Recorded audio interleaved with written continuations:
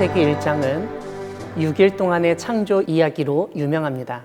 이런 가운데 특별히 창세기 1장 1절은 잘 알려진 말씀입니다. 태초에 하나님이 천지를 창조하시니라. 이 말씀은 단순히 창세기의 첫 번째 구절만이 아니라 우리 신앙의 가장 기본적인 명제라고 할 수 있습니다. 우리가 믿는 하나님은 창조주라는 사실을 천명하고 있기 때문입니다. 성경은 하나님은 천지를 만드신 창조주라고 알려줍니다. 하지만 여기서 천지는 단순히 하늘과 땅만을 뜻하는 것이 아니라 하늘과 땅에 속한 모든 것을 의미합니다. 그러므로 하나님은 하늘과 땅을 창조하셨다고 문자적으로만 보지 말고 그 단어가 포함하는 것 또는 그 단어가 담지 못한 것들까지 이해해야 합니다. 오늘 본문에서 우리가 주목할 말은 창조라는 말입니다.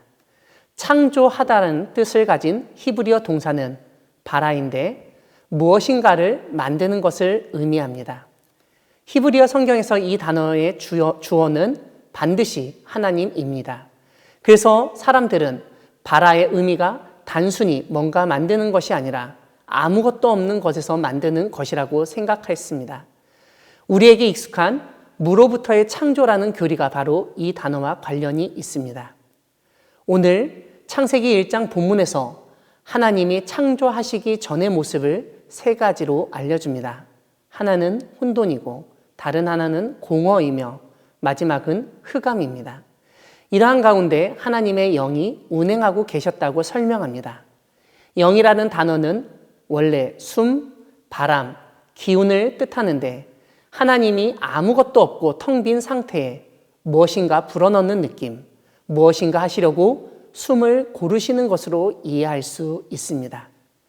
아무것도 없던 텅 빈 공간에 하나님이 제일 먼저 창조하신 것은 다름 아니라 빛이었습니다.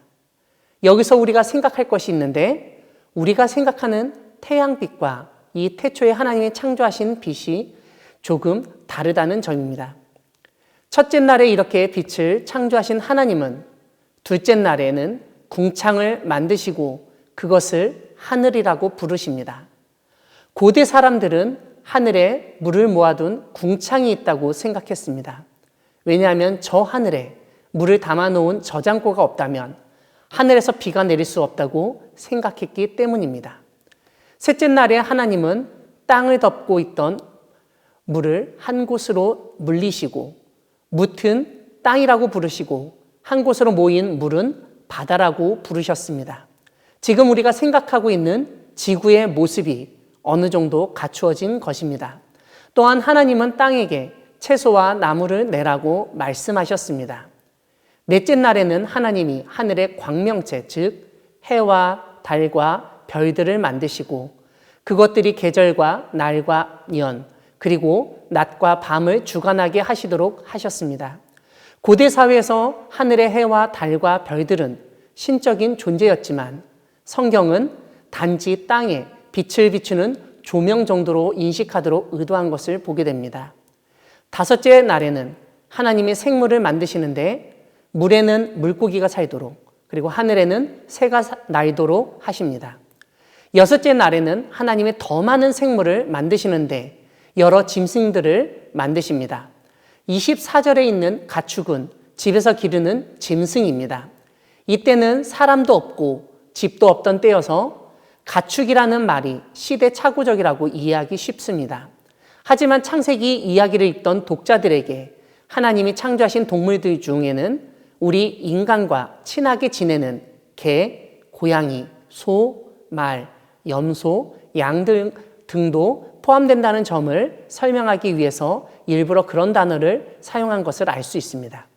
이렇게 땅의 짐승들을 창조하신 후에 하나님은 하나님의 형상을 따라서 인간을 창조하셨습니다.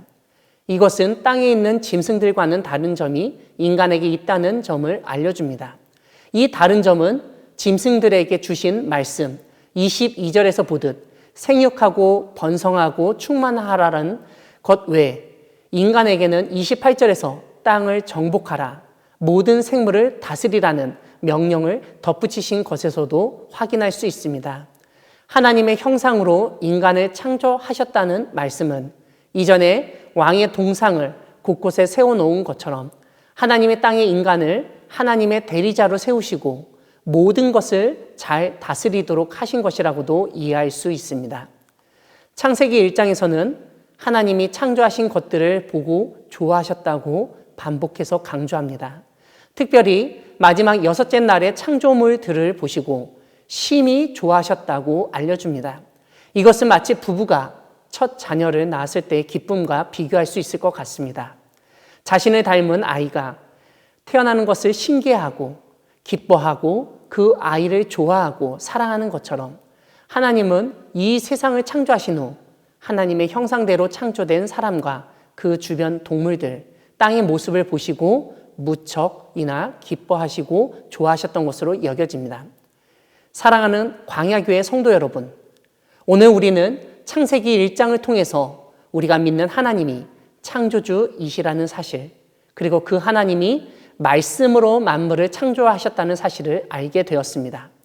먼저 우리에게 필요한 모든 것을 창조하시고 우리의 삶을 위한 생태 환경을 마련하신 하나님의 은혜에 감사하면 좋겠습니다.